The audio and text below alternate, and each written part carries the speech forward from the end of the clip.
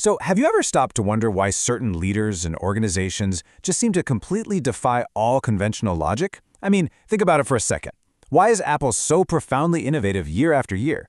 They have the exact same access to the same talent, the same agencies, the same media as literally every other computer company out there. Or what about the Wright Brothers? How on earth did they figure out powered human flight when other teams were vastly better funded, highly educated, and operating in the best market conditions possible? Well, it turns out there is a distinct pattern to this kind of success, and it's entirely different from how most of the world operates. Welcome to This Explainer. Today, we're going to map out the brilliant core philosophy behind Simon Sinek's Start With Why. We're going to uncover exactly how great leaders inspire action, rather than just manipulating it. It's a total paradigm shift, and honestly, it's going to fundamentally change how you view leadership, communication, and what really drives organizational success. Here is our quick roadmap for today. Number 1, the golden circle. Number 2, the biology of decision-making. Number 3, inspiration versus manipulation. Number 4, the diffusion of innovation. And finally, number 5, the megaphone of leadership. All right, let's dive right in with takeaway 1, the golden circle. Look, every single person and organization on the planet knows what they do, but very few actually know why they do it. And just to be crystal clear right up front here, making a profit is absolutely not a why. Making a profit is merely a result. Your why is your purpose. It's your cause, your deepest belief. It is the core reason your organization exists in the first place. It's the reason you bother getting out of bed in the morning. And ultimately, it's why anyone else should even care. The thing is, most companies communicate from the outside in. They start with the what. We make great computers. Then maybe they explain the how. They're beautifully designed. And then they just expect to purchase. But truly inspired leaders, they reverse this entirely. They communicate from the inside out. They start with the why. Look at how Apple does it. They say, everything we do, we believe in challenging the status quo. That's their why. Then, the how. We do this by making our products beautifully designed and incredibly user-friendly. And finally, the what. We just happen to make great computers. Want to buy one? See how different that feels? It completely changes how we receive the message. People don't buy what you do, they buy why you do it. Moving right along to takeaway 2, the biology of decision-making. This isn't just a marketing trick either. It's grounded in human biology. Our newest brain, the neocortex, corresponds directly to that what level. It handles all our rational, analytical thought and language. But the limbic system, that corresponds to the why and the how. This older part of the brain is responsible for our feelings, for trust, and for loyalty. Crucially, the limbic system is responsible for all human decision-making, but here's the kicker. It has zero capacity for language. That is exactly why when you just list facts and features, it hits the neocortex. People understand your data, sure, but it doesn't actually drive their behavior. But when you communicate from the inside out, starting with your why, you are talking directly to the part of the brain that controls gut decisions. Which brings us nicely to takeaway 3, inspiration versus manipulation.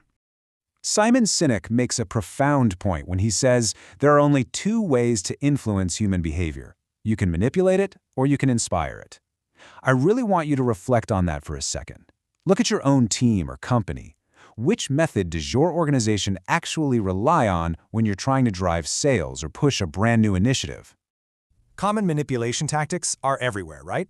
Price drops, promotions, fear tactics, pushing aspiration, peer pressure, or just dumping novelty features onto a product. For instance, GM once offered these massive cashback incentives to compete with Toyota. And sure, sales shot up temporarily, but their profit margins completely plummeted. And the moment the promotion ended, sales tanked again. Or think about TiVo. They dumped a ton of novel features on the market, pausing live TV, skipping commercials, but they completely failed to explain their why. It led to a massive commercial failure, despite them arguably having the highest quality product at the time. So the crucial takeaway here is that manipulations definitely work, but only for short-term transactions. They cost a lot of money, and they never ever build lasting loyalty. Okay, let's look at takeaway 4, the law of diffusion of innovation. To achieve true mass market success, you actually have to cross a tipping point, which sits right between 15 and 18% market penetration. The early majority, that really large 34% chunk right in the middle, they are naturally cynical. They literally will not try something until someone else has tried it first. So your goal isn't to just sell to everybody. That's a trap. Your goal is to laser target those innovators and early adopters on the far left of the curve. These are the intuitive decision makers. They're the ones who will happily stand in line for 6 hours in the freezing cold to buy a new smartphone. And they don't do it just for the tech, they do it to prove what they believe about themselves. You attract that highly dedicated group by starting with your why. There is literally no better historical example of this than Dr. Martin Luther King Jr. Back in the summer of 1963, 250,000 people showed up on the Mall in Washington to hear him speak. Remember, there were no invitations sent out, there were no websites to check the date, so how on earth did he do it? Well, he didn't go around telling people what needed to change in America. Instead, he went around and told people what he believed. He gave the "I have a dream" speech, not the "I have a plan" speech. Those early adopters showed up not necessarily for him, but for themselves, because his why aligned perfectly with their own deep-seated beliefs. And that leads us to our final point. Takeaway 5, the megaphone of leadership. A great why is absolutely nothing without a strong how. I want you to think of an organization as a giant 3D megaphone. At the very top is the CEO. They represent the why, the overarching vision. But they completely rely on the how operators below them to actually bring that vision to life.